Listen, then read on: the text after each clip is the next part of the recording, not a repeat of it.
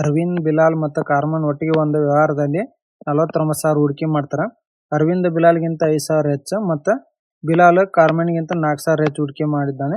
ಒಟ್ಟು ಲಾಭ 98,000 ಆಗಿದ್ರೆ ಬಿಲಾಲ್ಗೆ ಎಷ್ಟು ಲಾಭ ಸಿಗುತ್ತೆ ಅಂತ ಕೇಳ್ಯಾರ. ನೋಡ್ರಿ, ಇಲ್ಲಿ ಕಾರ್ಮನ್ ಅಂದ್ರೆ ಒಂದು ಸಿ ಈಜ್ಕೊಟ್ಟು ಒಂದು ಎಕ್ಸ್ ಅಂತ ತಗೊಂತೀನಿ. ಇಲ್ಲಿ ಬಿಲಾಲ್ ಕಾರ್ಮನ್ಕಿನ ಎಷ್ಟು ಸಾವಿರ 4,000 ಜಾಸ್ತಿ ಮಾಡ್ತಾನೆ ಅಂದ್ರೆ ಎಕ್ಸ್ ಪ್ಲಸ್ 4,000 ಆಯ್ತು. ಇಲ್ಲಿ ಆಮೇಲೆ ಅರವಿಂದ್ ಬಿಲಾಲ್ಕಿನ 5,000 ಜಾಸ್ತಿ ಮಾಡ್ತಾನೆ ಅಂದ್ರೆ ಪ್ಲಸ್ 4,000 ಇದ್ದು ಪ್ಲಸ್ 5,000 ಮಾಡಿದ್ರೆ ಎಕ್ಸ್ ಪ್ಲಸ್ 9,000 ಆಕತಿ.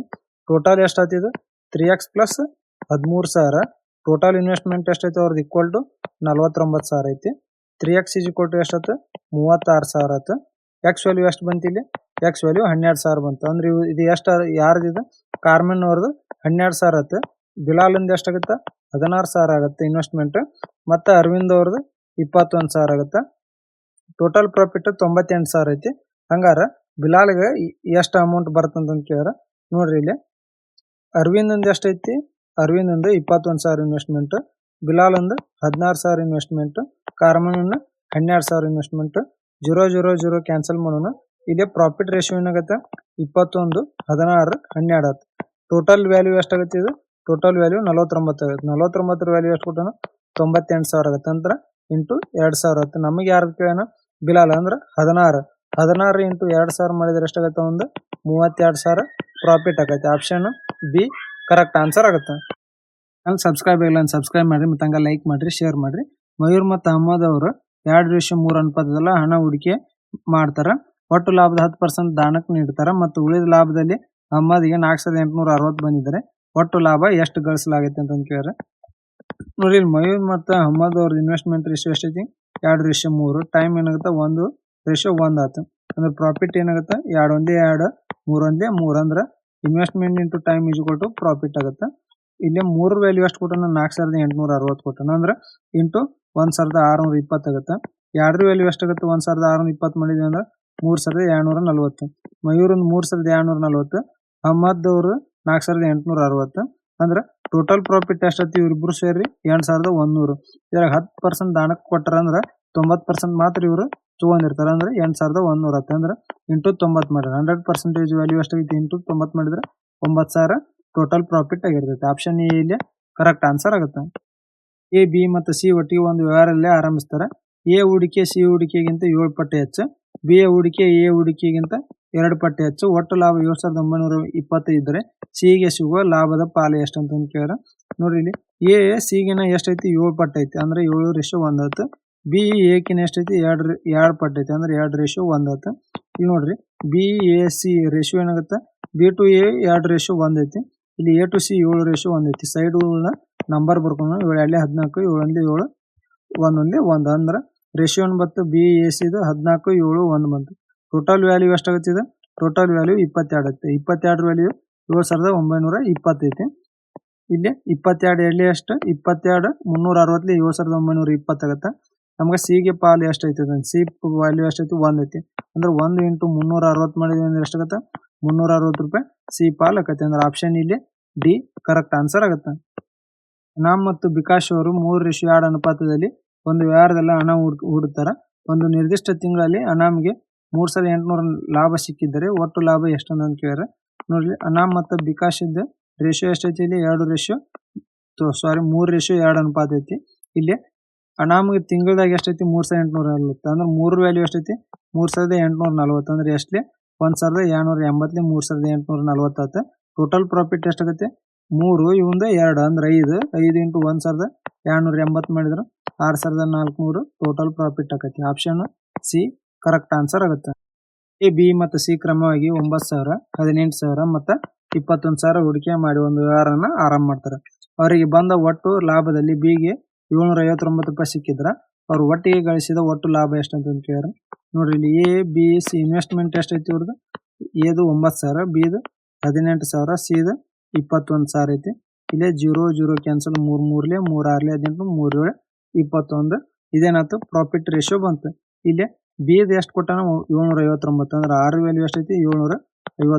6 ಇಂಟು 126.5 759 ಆಕೈತಿ. ಟೋಟಲ್ ಪ್ರಾಫಿಟ್ ಎಷ್ಟಾಗೈತೆ ಅಂತ ಕೇಳಿದ್ರೆ 6 3 9 9 7 16 16 ಇಂಟು 126.5 ಮಾಡಿದ್ರೆ ಎಷ್ಟಾಗುತ್ತೆ ರೂಪಾಯಿ ಟೋಟಲ್ ಪ್ರಾಫಿಟ್ ಆಗುತ್ತೆ. ಆಪ್ಷನ್ ಎ ಕರೆಕ್ಟ್ ಆನ್ಸರ್ ಆಗುತ್ತೆ. ಮತ್ತು ನೇಹಾ ಅವರು 5:4 ಅನುಪಾತದಲ್ಲಿ ಹೂಡಿಕೆ ಮಾಡಿದ್ದಾರೆ.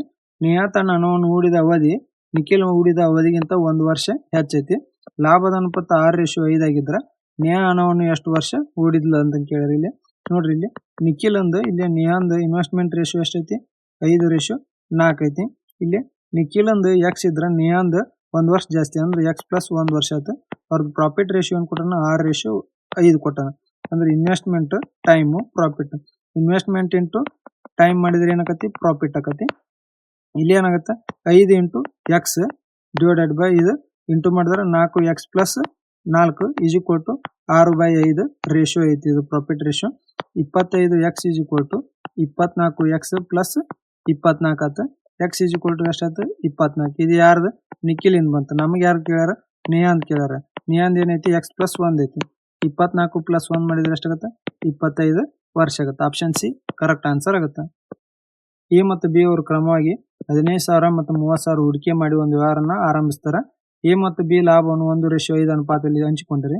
ಎ ಮತ್ತು ಬಿ ಅವರ ಹೂಡಿಕೆ ಅನುಪಾತ ಎಷ್ಟಂತ ಕೇಳಿದ್ರ ನೋಡ್ರಿ. ಎ ಮತ್ತು ಬಿ ಇನ್ವೆಸ್ಟ್ಮೆಂಟ್ ಐತಿ. ಎದು 15,000 ಐತಿ, ಬಿ ಇದು 30,000 ಐತಿ.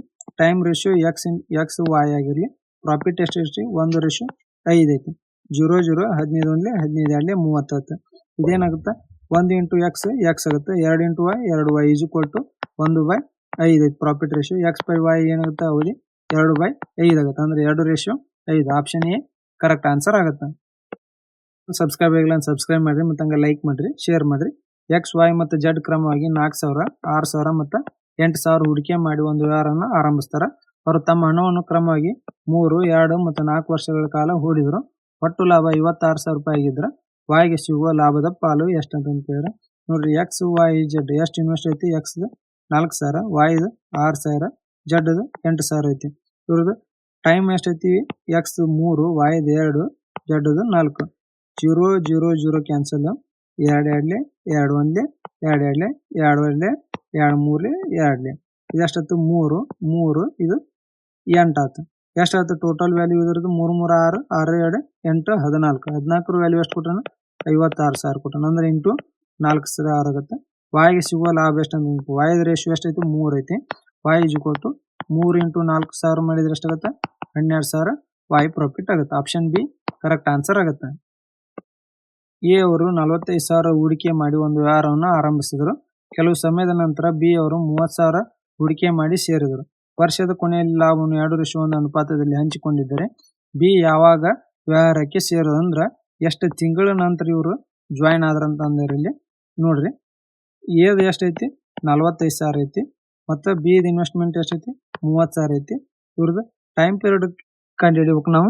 ನೋಡ್ರಿ, ಇವಂದು 1 ವರ್ಷ ಎ 1 ವರ್ಷ ಫುಲ್ ಹೂಡ್ಯಾನ ಅಂದ್ರೆ ಇವಂದು 12 ತಿಂಗಳ, ಬಿ ಎಕ್ಸ್ ತಿಂಗಳ ಅಂತ ತಗೊಂತೀನಿ. ಪ್ರಾಫಿಟ್ ರೇಷಿಯೋ ಏನೈತಿ? 2:1 ಐತಿ. ಇಲ್ಲಿ 0 0 ಕ್ಯಾನ್ಸಲ್ ಮಾಡೋಣ. 15 3 45, 15 2 30, 2 1 2 6 12, 6 3 18 ಡಿವೈಡೆಡ್ ಬೈ ಇದು ಎಕ್ಸ್ ಈಸ್ ಈಕ್ವಲ್ ಟು 2/1 ಆಯ್ತು. 2 1 2 9 18. ಎಕ್ಸ್ ವ್ಯಾಲ್ಯೂ ಎಷ್ಟಾಯ್ತು? 9 ತಿಂಗಳಾಯ್ತು. 1 ವರ್ಷದಾಗ 9 ತಿಂಗಳು ಇನ್ವೆಸ್ಟ್ ಮಾಡ್ಯಾಳ. ಅಂದ್ರೆ 12 - 9 ಮಾಡಿದ್ರೆ 3 ತಿಂಗಳು. ಅಂದ್ರೆ 3 ತಿಂಗಳ ನಂತರ ಬಿ ಅವರು ಇನ್ವೆಸ್ಟ್ಮೆಂಟ್ಗೆ ಬರ್ತಾರ. ಅಂದ್ರೆ ಆಪ್ಷನ್ ಬಿ ಕರೆಕ್ಟ್ ಆನ್ಸರ್ ಆಗುತ್ತೆ. ಮತ್ತು ಬಿ ಅವರು 7:5 ಅನುಪಾತದಲ್ಲಿ ಒಂದು ವ್ಯವಹಾರದಲ್ಲಿ ಹಣ ಹೂಡುತ್ತಾರೆ. ಒಟ್ಟು ಲಾಭದ 15% ದಾನಕ್ಕೆ ನೀಡಲಾಗುತ್ತದೆ. ಉಳಿದ ಲಾಭದಲ್ಲಿ ಹೇಗೆ 5,950 ಸಿಕ್ಕಿದ್ದರೆ ಒಟ್ಟು ಲಾಭ ಎಷ್ಟಂತ ಕೇಳಿದ್ರೆ ನೋಡ್ರಿ. ಎ ರೇಷಿಯೋ ಬಿ ಇನ್ವೆಸ್ಟ್ಮೆಂಟ್ ಎಷ್ಟೈತಿ? 7:5 ಐತಿ. ಇದು ಇನ್ವೆಸ್ಟ್ಮೆಂಟ್ ಈ ಟೈಮ್ 1 ತೊಗೊಂಡು ಪ್ರಾಫಿಟ್ ರೇಷಿಯೋ ಏನಕತಿ? ಸೇಮ್ ಆಕತಿ. ಅಂದ್ರೆ 7:5 ಆಯ್ತು. ಇಲ್ಲಿ ಏದು ವ್ಯಾಲ್ಯೂ ಎಷ್ಟು ಕೊಟ್ಟ ಪ್ರಾಫಿಟ್? 5,950. ಅಂದ್ರೆ 7 ಎಷ್ಟು? 7 850 ಆಗುತ್ತೆ. ಇಲ್ಲಿ 5 ವ್ಯಾಲ್ಯೂ ಎಷ್ಟಾಗುತ್ತೆ? 5 × 850 ಮಾಡಿದ್ರೆ 4,250 ಬಿ ಇದಾಯ್ತು. ಟೋಟಲ್ ಪ್ರಾಫಿಟ್ ಇವರಿಬ್ರು ತೊಗೊಂಡಿದ್ದಷ್ಟು 5,950 ಪ್ಲಸ್ 4,250 ಮಾಡಿದ್ರೆ ಇವರಿಬ್ರು ತೊಗೊಂಡಿದ್ದ 10,200. ಅಂದ್ರೆ ಇವರು 15% ದಾನ ಕೊಟ್ಟರೆ ಉಳಿದಿದ್ದಷ್ಟು 85%. 85% ವ್ಯಾಲ್ಯೂ 10,200 ಅಂದ್ರೆ ಇಂಟು 120 ಮಾಡಿದ್ರೆ 100% ವ್ಯಾಲ್ಯೂ ಎಷ್ಟಾಗುತ್ತೆ? ಇಂಟು 120 ಮಾಡಿದ್ರೆ 12,000 ಟೋಟಲ್ ಪ್ರಾಫಿಟ್ ಆಗುತ್ತೆ. ಆಪ್ಷನ್ ಬಿ ಕರೆಕ್ಟ್ ಆನ್ಸರ್ ಆಗುತ್ತೆ. ಸಬ್ಸ್ಕ್ರೈಬ್ ಆಗಿಲ್ಲ ಸಬ್ಸ್ಕ್ರೈಬ್ ಮಾಡ್ರಿ, ಮತ್ತು ಹಂಗೆ ಲೈಕ್ ಮಾಡ್ರಿ, ಶೇರ್ ಮಾಡ್ರಿ. 12,000 ಎಕ್ಸ್ ವೈ ಮತ್ತು ಜೆಡ್ ಇವರ ನಡುವೆ ಹಂಚಲಾಗೈತಿ. ವಾಯ್ಗೆ ಸಿಗುವ ಮೊತ್ತ ಎಕ್ಸ್ ಗಿಂತ 200 ರೂಪಾಯಿ ಹೆಚ್ಚು. ಹಾಗೆ ವಾಯಿಗೆ ಸಿಗುವ ಮೊತ್ತ ಜಡ್ಗಿಂತ 200 ರೂಪಾಯಿ ಕಡಿಮೆ. ವಾಯಿಗೆ ಸಿಗುವ ಪಾಲು ಎಷ್ಟು ಅಂತ ಕೇಳಿದ್ರೆ ನೋಡ್ರಿ ಇಲ್ಲಿ ಎಕ್ಸ್ ಅಮೌಂಟ್ ಏನು ತೊಗೊಂತೀನಿ ಎಸ್ ಅಂತ ತೊಗೊಂತೀನಿ. ಇಲ್ಲಿ ವಾಯ್ ಎಕ್ಸ್ಗಿನ 200 ರೂಪಾಯಿ ಜಾಸ್ತಿ ಅಂದ್ರೆ ಎಸ್ ಪ್ಲಸ್ 200 ಆಯ್ತು. ಮತ್ತೆ ಜಡ್ ಎಷ್ಟು ವಾಯ್ ಇದು 200 ಕಮ್ಮಿ ಅಂದ್ರೆ ಎಸ್ ಪ್ಲಸ್ 400 ತೊಗೊಂಡಿನಿ. ಟೋಟಲ್ ವ್ಯಾಲ್ಯೂ ಎಷ್ಟಾಗ್ತಿದೆ 3s plus 600 is equal to total amount ಎಷ್ಟೈತಿ 1200. 3s ಈಸ್ ಈಕ್ವಲ್ ಟು 600 ಆಯ್ತು. ಎಸ್ ವ್ಯಾಲ್ಯೂ ಎಷ್ಟು ಬಂತು 200. ಇದು ಯಾರ್ದಾಯ್ತು ಎಕ್ಸ್ ವ್ಯಾಲ್ಯೂ 200 ಆಯ್ತು. ವಾಯ್ ವ್ಯಾಲ್ಯೂ 400 ಆಗುತ್ತೆ. ಅಂದ್ರೆ ನಮಗೆ ವಾಯ್ಗೆ ಸಿಗುವ ಪಾಲು ಎಷ್ಟು ಅಂತ ಕೇಳಿದ್ರೆ ವಾಯ್ ವ್ಯಾಲ್ಯೂ ಎಷ್ಟು 400 ಅಂದ್ರೆ ಆಪ್ಷನ್ ಸಿ ಕರೆಕ್ಟ್ ಆನ್ಸರ್ ಆಗುತ್ತೆ.